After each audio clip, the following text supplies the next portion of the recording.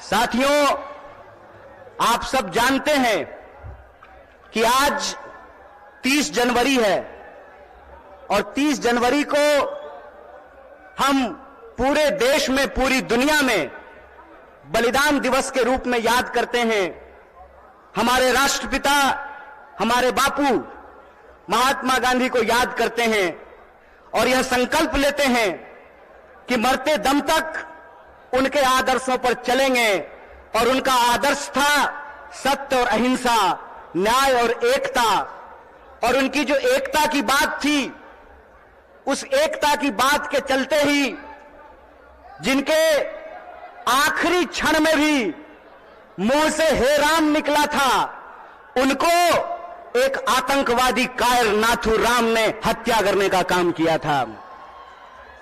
यह आज हम सब लोगों को समझना पड़ेगा कि आज हमारे देश में जिस तरीके से नफरत का माहौल पैदा किया गया है, जिस तरीके से इंसान को इंसान से लड़ाया जा रहा है, यही साजिश किसी जमाने में अंग्रेज किया करते थे।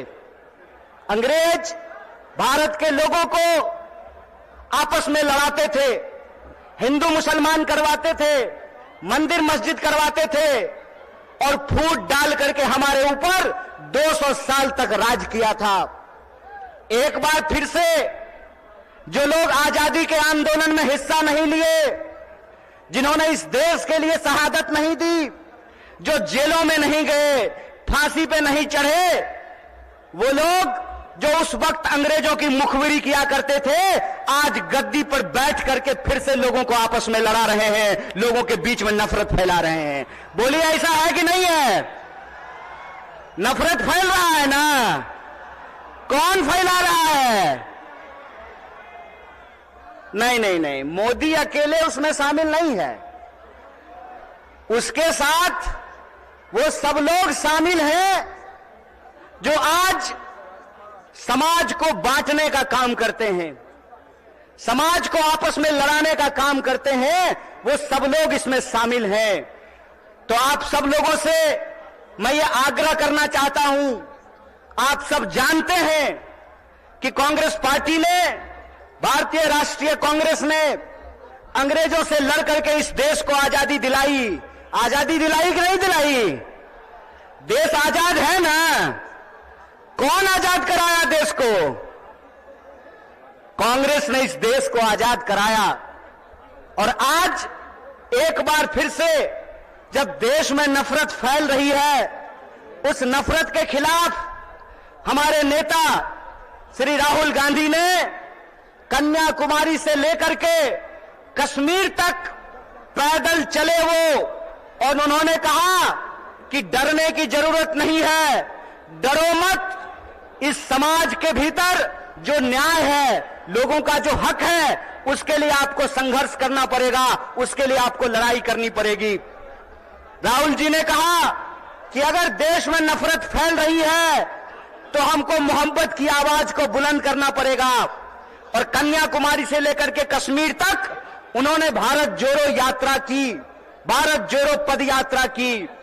जब भारत जोड़ो पद यात्रा हो गई, तब यह प्रश्न हमारे सामने था कि कौन सी ऐसी चीजें हैं जिससे यह देश ताकतवर बनेगा, इस देश को शक्ति मिलेगी। और यह जो आजकल रोजगार विहीन समझते हैं ना?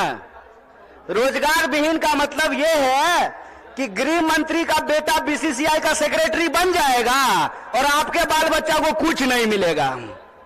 समझते हैं ना रोजगार विहीन विकास का मतलब?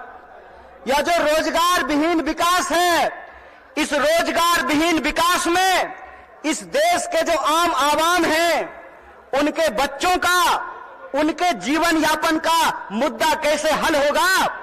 इसीलिए यह बात कांग्रेस पार्टी ने उठाई कि समाज के हर तबके को भागीदारी देना पड़ेगा। और भागीदारी देने के लिए यह जरूरी है कि हमको देखना पड़ेगा कि समाज की रीढ़ किनको माना जाता है, देश का रीढ़ किसको माना जाता है। आप सब जानते हैं कि भारत दुनिया का सबसे युवा राष्ट्र है। भारत सबसे युवा राष्ट्र है लेकिन इस देश के युवाओं के साथ अभी यह हो रहा है कि आप पढ़ाई करते हैं, दिन रात तैयारी करते हैं, लेकिन जब नौकरी की बारी आती है तो नौकरी नहीं मिलता है। जब एग्जाम होता है तो प्रश्न पत्र लीक हो जाता है और पैसा लेकर के, घूस लेकर के सीट बेच दिया जाता है। बोलिए, युवाओं के साथ बेईमानी हो रही है कि नहीं हो रही है?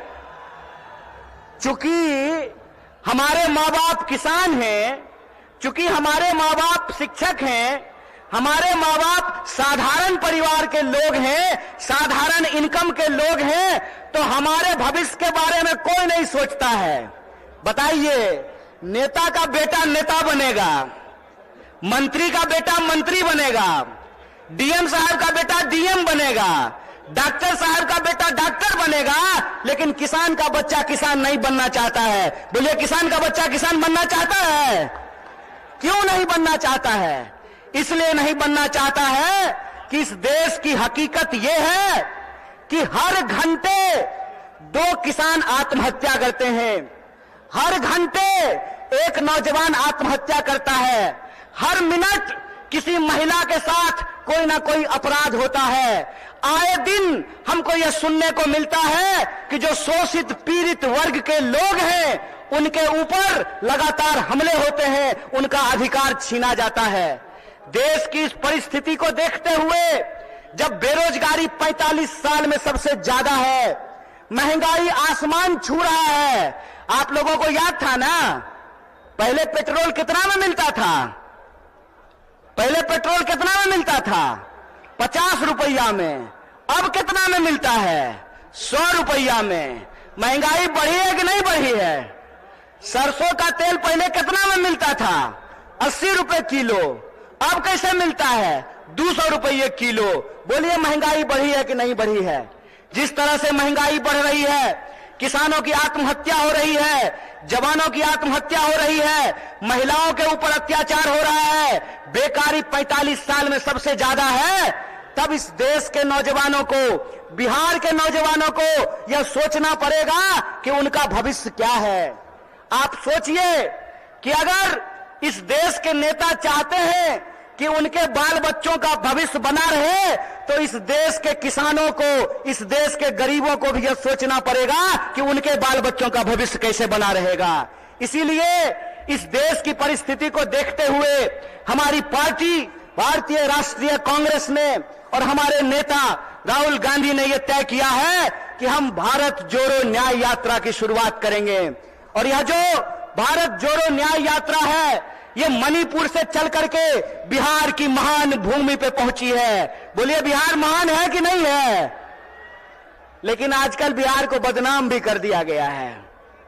बदनाम नहीं कर दिया गया है? आज हमको मीडिया के एक साथी पूछ रहे थे कि नीतीश जी आपको छोड़ करके चले गए, इस पर आप क्या कहना चाहते हैं? हम बोले, सुनिए, कौन आया कौन गया ये महत्वपूर्ण नहीं है। महत्वपूर्ण ये है कि बिहार के जो 14 करोड़ लोग हैं, उनका जो हक और अधिकार है, रोजी रोटी कपड़ा मकान का सवाल है, अपने खून के आखिरी कतरे तक उसके लिए संघर्ष करेंगे। ये हमारा कमिटमेंट है, ये हमारा संकल्प है।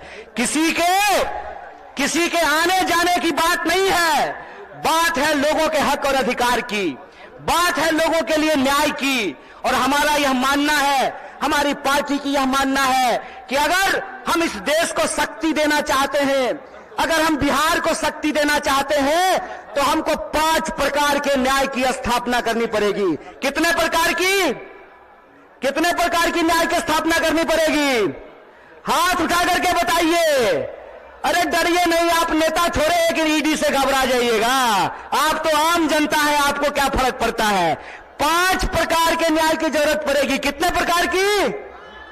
और वो 5 प्रकार का न्याय ये है कि हम चाहते हैं कि इस देश में नारी को न्याय मिले, भागीदारी का न्याय मिले, युवाओं को न्याय मिले, किसानों को न्याय मिले और मजदूरों को न्याय मिले। बोलिए, आपको ये 5 न्याय चाहिए कि नहीं चाहिए? सब लोगों को चाहिए। अगर सब लोग यह 5 प्रकार का न्याय चाहते हैं, तो हम आपसे एक अपील करना चाहते हैं। एक बात जान लीजिए, इस देश में कुछ भी इस देश के आम लोगों को कुछ भी बिना संघर्ष के नहीं मिला है। हमारी आजादी के लिए भी लोगों को अपनी जान गंवानी पड़ी। बिहार के लोग जानते हैं कि अपने हक और अधिकार के लिए संघर्ष करना पड़ता है। और एक बात आप लोगों ने सुना होगा, बिन हवा न पत्ता हिलता है, बिन लड़े न कुछ भी मिलता है। इसीलिए अपने हक और अधिकार के लिए हमको लड़ना पड़ेगा और हमारे देश के आम आवाम को, बिहार के आम लोगों को यह सोचना पड़ेगा कि हमारा भविष्य क्या है। हम समझते हैं कि जिस तरीके से मौजूदा सरकार हमारे देश के नौजवानों के साथ, बिहार के नौजवानों के साथ खिलवाड़ कर रही है, उसके खिलाफ हमको संघर्ष करना पड़ेगा। आप सब सोच करके बताइए, अग्निवीर लाई सरकार और अग्निवीर में सरकार ने कहा कि 4 साल के लिए नौकरी देंगे। क्या सिपाही जी, 4 साल के लिए आपको नौकरी मिलेगा, लीजिएगा 4 साल का नौकरी। और यहां मंच पे बहुत सारे एमएलए साहब बैठे हुए हैं, बहुत सारे एमपी साहब बैठे हुए हैं। प्रधानमंत्री बनेगा 5 साल के लिए और सेना का जवान बनेगा 4 साल के लिए। बोलिए बेईमानी है कि नहीं है ये? अगर बेईमानी है तो बेईमान को बेईमान कहना चाहिए कि नहीं कहना चाहिए? चोर को चोर कहना चाहिए कि नहीं कहना चाहिए? ये चोर और बेईमान मिलकर के इस देश के साथ लुटखोरी कर रहे हैं। इसीलिए हम आप तमाम नौजवानों से यह अपील करना चाहते हैं कि एक तो हमको नौकरी नहीं देते हैं, दूसरा हमको शिक्षा नहीं देते हैं, तीसरा किसानों को उनके फसल का दाम नहीं देते हैं, चौथा मजदूरों को न्यूनतम मजदूरी नहीं देते हैं, और पांचवा इस देश की जो आधी आबादी है उसको समान जीने का अधिकार नहीं देते हैं। मैं पूछना चाहता हूं, डॉक्टर बाबा साहब भीमराव अंबेडकर ने संविधान बनाया, कांग्रेस पार्टी ने संविधान बनाया, और उस संविधान की ताकत यह है कि डीजीपी का वोट एक होता है ना? क्या बोलिए न सिपाही जी, घबराइए नहीं, डरिए नहीं। डीजीपी का वोट एक होता है ना, और आपका भी वोट एक होता है, मुख्यमंत्री का भी वोट एक होता है, और रिक्शा चलाने वाले का भी वोट एक होता है, जूता सिलने वाले का भी वोट एक होता है। यह जो वोट का अधिकार है, इस वोट के अधिकार का हमको इस्तेमाल करना पड़ेगा। अगर वो हमारे वोट का इस्तेमाल कर रहे हैं अपने बच्चों का भविष्य बनाने के लिए, तो आपको अपने वोट का अधिकार का इस्तेमाल करना पड़ेगा अपने बच्चों का भविष्य बनाने के लिए। और आपको इस सवाल का जवाब इस देश की हुक्मरान से पूछना पड़ेगा कि आप एमपी बनिएगा 5 साल के लिए, आप मिनिस्टर बनिएगा 5 साल के लिए, आप प्रधानमंत्री बनिएगा 5 साल के लिए, और हमको सेना में देखिएगा 4 साल का नौकरी। यह नौकरी हमको बर्दाश्त नहीं है। हमको आपको परमानेंट नौकरी देना पड़ेगा, ठेके की नौकरी बंद करनी पड़ेगी। और जिसको परमानेंट नौकरी मिला हुआ है, जिसको परमानेंट नौकरी मिला हुआ है, अगर नेताओं को पेंशन मिल सकता है तो आपको शिक्षकों को भी पेंशन देना पड़ेगा, आपको सरकारी नौकरियों में भी काम करने वाले लोगों को पेंशन देना पड़ेगा। अगर इस देश के पूंजीपतियों का 12 लाख करोड़ कर्जा माफ किया जा सकता है तो आपको किसानों का कर्जा माफ करना पड़ेगा, उनके फसल का पूरा दाम देना पड़ेगा। अगर इस देश में सबको न्यूनतम मजदूरी मिल सकती है तो हम कहते हैं कि मजदूरों को भी न्यूनतम मजदूरी देना पड़ेगा। रोज बरोज नया जो है ड्रामा गढ़ करके लोगों का अधिकार ये छीन रहे हैं। आप लोग वो जादूगरी देखे हैं ना, कि जादूगर इधर से कहेगा गिली गिली पम पम छू और पॉकेट से कबूतर निकाल देगा। टीवी आजकल हमारे साथ वही कर रही है। जब भी आप टीवी खोल करके देखिएगा, आपके मुद्दे गायब कर दिए गए हैं। सुबह से लेकर के शाम तक बहस चलेगी, कौन शपथ ले रहा है, कौन शपथ नहीं ले रहा है। सुबह से लेकर के शाम तक लोगों के मुद्दों को भटका करके, और आम लोगों का जो बुनियादी सवाल है, रोजी का सवाल, रोजगार का सवाल, रोटी का सवाल, कपड़ा का सवाल, मकान का सवाल, इन सवालों को गुमराह किया जाता है। इसीलिए हम पूर्णिया के आम लोगों को और बिहार के आम लोगों को एक अपील करना चाहते हैं। हम जानते हैं कि बिना लड़ाई के कुछ नहीं मिलता है, तो हमको अपने न्याय के लिए और अपने आने वाली पीढ़ी के न्याय के लिए संघर्ष करना पड़ेगा। बोलिए, आप इसके लिए तैयार हैं? न्याय करेंगे अपने साथ, अपने आने वाली पीढ़ी के साथ। तो आखिरी बात बोल करके अपनी बात को मैं खत्म करूंगा। मैं पहली बार रंगभूमि मैदान में नहीं आया हूं। ये तीसरी बार है जो मैं रंगभूमि मैदान में आप तमाम लोगों के बीच में आया हूं। मंच अलग है, लोग अलग हैं, लेकिन मुद्दा वही है। और तब भी हमने आपसे वादा किया था कि इस देश की आजादी पे जब जब आंच आएगी, आपका बच्चा जो आपका नमक खाया है, आपके हक और अधिकार के लिए सड़कों पर उतरेगा। इसीलिए आप तमाम बिहार वासियों को, पूर्णिया वासियों को, सीमांचल वासियों को अपील करना चाहता हूं कि आप तमाम लोगों को 5 न्याय के लिए, इस देश की शक्ति देने के लिए आपको संघर्ष करना पड़ेगा। और इस संघर्ष में अगर हम संघर्ष करेंगे तो जरूर जीतेंगे। इन्हीं शब्दों के साथ अपनी बात को खत्म करूंगा। शुक्रिया। इंकलाब जिंदाबाद।